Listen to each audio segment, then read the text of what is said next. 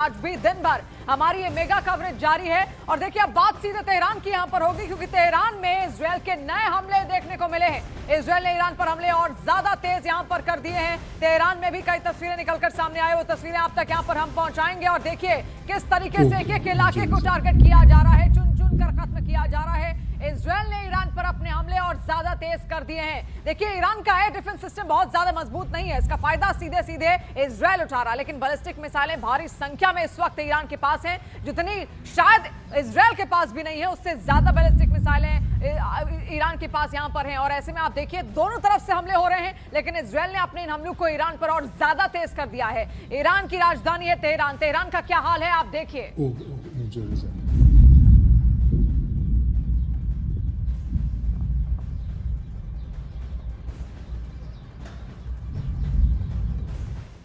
और देखिए जंग में हर तरफ से बड़े बड़े घातक हथियारों का खुला इस्तेमाल हो रहा है। कुछ अहम हथियारों पर नजर डालते हैं। सबसे पहले बात ईरान के शाहेद 136, जिसे शाहेद सुसाइड ड्रोन भी कहते हैं। देखिए ये लॉइटरिंग कामिकाजे ड्रोन लगभग 2000 से 2500 किलोमीटर तक उड़ान भर सकता है। इसे स्वॉर्म अटैक में बड़ी संख्या में छोड़ा जाता है ताकि दुश्मन के एयर डिफेंस सिस्टम पर दबाव पड़े। इसका इस्तेमाल ईरान ने इजरायल और खाड़ी देशों के ठिकानों को निशाना बनाने के लिए किया है। अब इजरायल के F-35I आदर फाइटर जेट पर नजर डालते हैं। ये 5वीं पीढ़ी का stealth multi role fighter jet है और देखिए दुनिया के सबसे एडवांस लड़ाकू विमानों में इसको गिना जाता है। इसकी स्टेल्थ तकनीक इससे रडार से बचने में मदद करती है। इसका इस्तेमाल ईरान के अंदर मिसाइल साइट और सैन्य ठिकानों पर सटीक एयर स्ट्राइक के लिए किया गया है। अब आती है अमेरिका टॉमहोक क्रूज मिसाइल। ये देखिए ईरान में तबाही इस वक्त मचा रही है। ये लंबी दूरी की क्रूज मिसाइल है, 1500 से 2500 किलोमीटर तक मारक क्षमता इसकी है और जमीन से सिर्फ 3 से 35 मीटर ऊपर उड़कर रडार को चकमा दे सकती है। इसे वॉरशिप से लॉन्च कर समुद्र के रास्ते ईरान के सैन्य ठिकानों पर सटीक हमले के लिए इस्तेमाल किया गया है। फिर आता है अमेरिका का B-2 बॉम्बर। देखिए इसकी भी ताकत पूरी दुनिया जानती है। ये रणनीतिक स्टेल्थ बॉम्बर अंडरग्राउंड टारगेट को तबाह करने में सक्षम है और लंबी दूरी तक उड़ान भर सकता है। हवा में ईंधन भरने की क्षमता के कारण ये लगातार मिशन जारी रख सकता है। इसका इस्तेमाल ईरान पर 2000 पाउंड के भारी बम गिराने के लिए किया गया। फिर इजरायल के सबसे बड़ा सिरदर्द बनी है ईरान की खैबर शिकन मिसाइल। देखिए ये लगभग 1450 किलोमीटर रेंज वाली long range solid fuel ballistic missile है। इसे तेज और सटीक हमले के लिए डिजाइन किया गया है। इसका इस्तेमाल ईरान ने इजरायल के डिफेंस सिस्टम को भेदने और रणनीतिक ठिकानों को निशाना बनाने के लिए किया है। इन तमाम मिसाइलों का जिक्र बार बार आप यहां पर सुन रहे होंगे, इसीलिए इनको बताना भी बेहद जरूरी है कि किसकी ताकत कितनी ज्यादा जरूरी यहां पर है। अब देखिए ईरान का शाहेद 136 ड्रोन चर्चा में लगातार है क्योंकि एक छोटे से ड्रोन ने ईरान की नाक में दम करके रखा है। शाहेद 136 ईरान में बना एक ऐसा ड्रोन है जो मुख्य रूप से हमले के लिए डिजाइन किया गया है। इसे कम लागत वाला हथियार भी माना जाता है। इसे आत्मघाती ड्रोन भी कहते हैं क्योंकि एक बार इस्तेमाल होता है यानी ये अपने लक्ष्य तक पहुंचकर ही फिर फट जाता है। ये ड्रोन लगभग 2000 से 2500 किलोमीटर की दूरी तक उड़ान भर सकता है और ईरान से इजरायल की दूरी करीब 1600 से 1800 किलोमीटर की है, इसीलिए ये आसानी से इजरायल तक पहुंच सकता है। ईरान ने इसे 2020 में तैयार किया था। रूस यूक्रेन जंग के समय भी इसकी खूब चर्चा हुई थी और तब से लगातार ये चर्चा का विषय बना हुआ है। बेत शेमेश में हुए हमले के बाद के हालात देखिए। यहाँ ऐसी तबाही हुई और इतनी जान गई कि तेल अवीव से लेकर वाशिंगटन डीसी तक हड़कंप मच गया।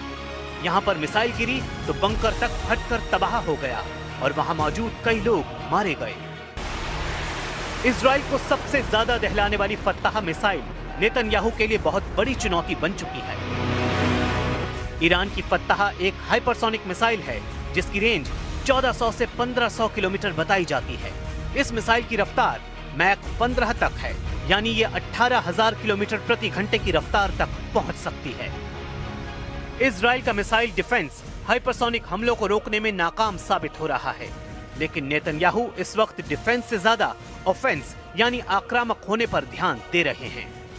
אנחנו במערכה שבה אנחנו מביאים את כל כוחו של צה"ל כפי שלא היה מעולם למערכה הזאת כדי להבטיח את קיומנו ועתידנו. אבל אנחנו מביאים למערכה הזאת גם את סיועה של ארצות הברית, את ידידי נשיא ארצות הברית דונלד טראמפ, את צבא ארצות הברית, ושילוב הכוחות הזה מאפשר לנו לעשות את מה שאני מייחל לעשות כבר 40 שנה. להכות את משטר הטרור שוק על ירך. इजराइल पर हुए हमलों में जिन मिसाइलों ने तबाही मचाई है उनकी लिस्ट देख लीजिए। क्योंकि यही अब तक नेतन्याहू के लिए सबसे बड़ी परेशानी बनी है। इनमें सबसे खतरनाक फत्ताह 1 और खैबर शिकर मिसाइल शामिल हैं। इसमें कद्र और इमाद मिसाइल भी शामिल हैं। फत्ताह हाइपरसोनिक मिसाइल की रेंज 1400 किलोमीटर है। खैबर शिकन मिसाइल की रेंज 1450 किलोमीटर है। कद्र मिसाइल की रेंज 2000 किलोमीटर तक है और इमाद की रेंज 1700 किलोमीटर है। ये सभी मिसाइल इजराइल के खिलाफ ऑपरेशन में दागी जा रही हैं। तेल अवीव से लेकर हाइफा और अशदोद से लेकर बीर शीबा और शेफाल जैसे छोटे शहरों पर भी इन्हीं मिसाइलों से हमले हुए हैं। इसलिए ईरान के कमांडर जो वार्निंग दे रहे हैं उसे इजराइल बिल्कुल भी हल्के में नहीं ले सकता। ईरान के मिसाइल गोदाम लगातार एक्टिव हैं और उसके लॉन्च पैड लगातार रीलोड किए जा रहे हैं। इनमें सबसे ज्यादा खतरनाक है ईरान की फत्ताह मिसाइल। फत्ताह की खासियत है कि तेज रफ्तार के साथ अपनी दिशा भी बदलती है, यानी एक ट्रेजेक्टरी में हमला नहीं करती। ये पृथ्वी के वायुमंडल के अंदर और बाहर सभी दिशाओं से गुजर सकती है और जब टारगेट पर हमला करती है तो इसकी रफ्तार इतनी ज्यादा होती है कि दुश्मन का इसे देखना भी मुश्किल है। ये बात नेतन्याहू बहुत अच्छी तरह जानते हैं। ऐसे में इजराइल में अगला कहां धमाका होगा, कौन सी मिसाइल कहां गिरेगी, इसे लेकर इजराइल के मिसाइल ट्रैकिंग रेडार सिस्टम काफी प्रेशर में है।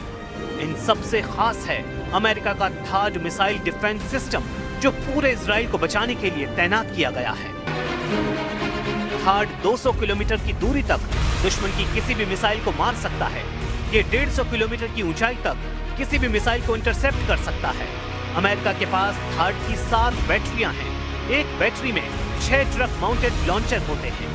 दुश्मन की मिसाइल को रोकने के लिए थाड सिस्टम के एक लॉन्चर से एक बार में 8 मिसाइल दागी जा सकती हैं, यानी पूरी बैटरी में कुल 48 इंटरसेप्टर मिसाइल होती हैं।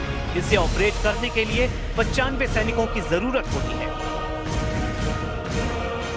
इजराइल में ऐसे 2-2 सिस्टम तैनात रहे, लेकिन क्या ये काफी साबित हुए? बिल्कुल नहीं। हाइफा और तेल अवीव में गिरती हुई मिसाइलों ने बताया है कि ईरान एक बार में सैकड़ों मिसाइल फायर करने की ताकत रखता है और उनको रोकना ना इजराइल के बस की बात है, ना ही अमेरिका इसमें 100% कामयाब रहा है। अगले 24 घंटे इजराइल के लिए बहुत खतरनाक होने वाले हैं। अगर नेतन्याहू ईरान के लॉन्च पैड वाले अड्डों को तबाह करने में नाकाम रहे तो समझ लीजिए इजराइल और अमेरिका को लगातार बड़े बड़े झटके मिलते रहेंगे। ईरान से युद्ध को लेकर अमेरिका और इजराइल को ऐसे सिग्नल लगातार मिल रहे हैं।